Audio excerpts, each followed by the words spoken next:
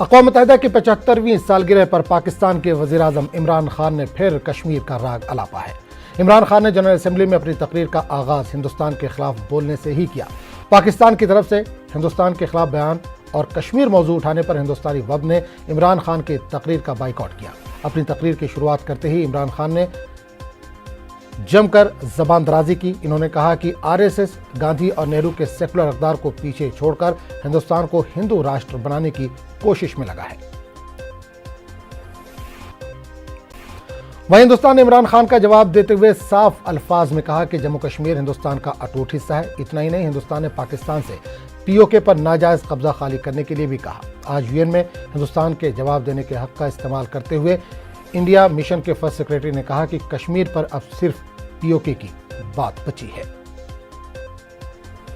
Mr. President, let me assert here loud and clear. The Union Territory of Jammu and Kashmir is an integral and inalienable part of India. The rules and legislations brought in the Union Territory of Jammu and Kashmir are strictly internal affairs of India.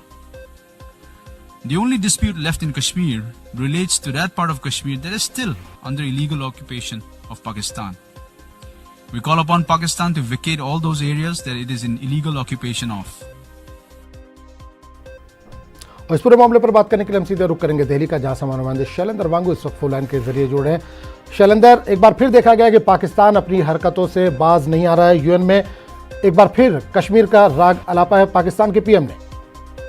बिल्कुल आजम, आपको बता दें कि हालांकि पहली बार नहीं है। पिछले साल भी पाकिस्तान के प्रधानमंत्री इमरान खान ने करीब 50 मिनट की स्पीच में लगातार भारत विरोधी बयान उन्होंने दिए थे। कश्मीर को लेकर उन्होंने फिर वो राग अलापा था।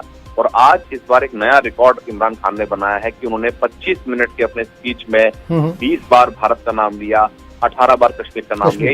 ये समझा जा सकता है कि किस तरह से वो सिर्फ एंटी इंडिया का ही एजेंडा लेकर आए थे और वही उन्होंने वहां पर किया।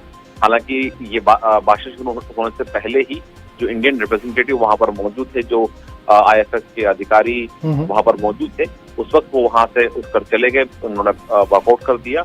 लेकिन बाद में उसी अधिकारी ने जो कि फर्स्ट सेक्रेटरी है permanent mission of India to New York to UN, मिजीतो विनीतो, उन्होंने ही इस इमरान खान की स्पीच का जवाब दिया। उन्होंने साफ तौर पर कहा है कि इमरान खान के पास सिवाय झूठ के, सिवाय युद्ध भड़काने वाले भाषा के और न ही इनके पास कोई उपलब्धि है, अचीवमेंट है बताने के लिए, ना ही कोई दुनिया को देने के लिए सुझाव है। उनके पास सिर्फ और सिर्फ भारत विरोधी बयान देने के लिए ही वक्त था और 25 मिनट का वक्त जो उन्होंने उसी में जाया किया है। और वही उन्होंने ये भी साफ कर दिया है कि पाकिस्तान दूसरे देशों को भाषण न दे, बल्कि अगर वो चाहता है कि एक सामान्य एक नॉर्मल कंट्री की तरह वो बिहेव, सबसे पहले वो अपने यहाँ पर आतंकवाद को जो वो सपोर्ट कर रहा है फाइनेंशियली भी और पॉलिटिकली भी, उसको बंद करे और वही साथ ही साथ यूएन का जो प्लेटफॉर्म है उसका इस्तेमाल भारत। बिल्कुल शैलेंद्र, एक तरह से ये भी माना जाए, पाक पीएम ने ये भी कबूल किया है कि 30 से 40 हजार आतंकी उसके देश में मौजूद हैं। बिल्कुल, जब पिछले साल इमरान खान अमेरिका गए थे तब एक कार्यक्रम के दौरान उन्होंने ये बात पब्लिकली कही थी कि पाकिस्तान में करीब 30 से 40 हजार आतंकी मौजूद हैं। हालांकि ट्रेंड आतंकियों की उन्होंने बात की थी, तो जाहिर तौर पर पूरी दुनिया के सामने ये इवेंट्स है। और वहीं साथ ही साथ इमरान खान को लेकर ये भी कहा जाता है कि वो डीप स्टेट को कहीं ना कहीं वो सपोर्ट कर रहे हैं। और पिछले दिनों हमने ये भी देखा नवाज शरीफ का जो स्टेटमेंट सामने आया था कि पाकिस्तान के अंदर स्टेट विद इन स्टेट है, और वही उसी का जिक्र आज भारत की तरफ से भी किया गया कि पाकिस्तान की डीप स्टेट और आतंकियों को जो मिल रहा सपोर्ट है वो यूएन के एजेंडे पर होना चाहिए, तभी पाकिस्तान जो है वो सही रास्ते पर चलेगा। तो जाहिर तौर पर एक कड़ा जवाब भारत की तरफ से, और आज शाम को भी प्रधानमंत्री मोदी एड्रेस करेंगे और वहां पर भी आतंकवाद का मुद्दा ऊपर। बिल्कुल शैलेंद्र, एक चीज़ और यहाँ पे जाना चाहेंगे, यूएन असेंबली में लोग जमा होते हैं, जब ये लीडरान जमा होते हैं, जाहिर सी बात है कुछ दुनिया को बेहतर करने की सुझाव देने की कोशिश होती है, कुछ बताने की कोशिश होती है, लेकिन पाकिस्तान के पास बताने के लिए कुछ भी नहीं है सिवाय कश्मीर और पीओके के। आपने बिल्कुल सही कहा आजम, ये लगातार पाकिस्तान का रवैया रहा है, और ना सिर्फ यूएन के प्लेटफॉर्म पर बल्कि पिछले दिनों हमने देखा कि 3 अलग अलग प्लेटफॉर्म्स पर, चाहे एससीओ के एनएसए की बैठक हो, या सार्क कंट्रीज में फॉरेन मिनिस्टर्स की बैठक हो या किसी और मंच पर भी लगातार पाकिस्तान की तरफ से सिर्फ कश्मीर का मुद्दा और भारत विरोधी एजेंडा ही रखा जाता है और हर मंच का वो किसी के लिए इस्तेमाल करता है अपना एजेंडा रखने के लिए।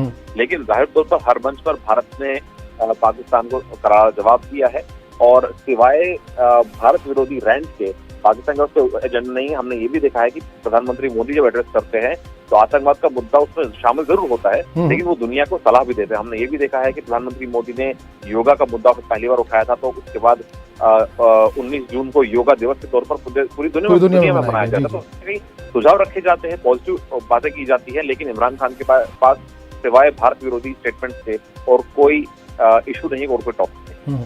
बिल्कुल शैलेंद्र हमारे साथ बने रहे। नाज़रीन को बता दें कि वज़ीर-ए-आज़म नरेंद्र मोदी आज शाम 6:30 पर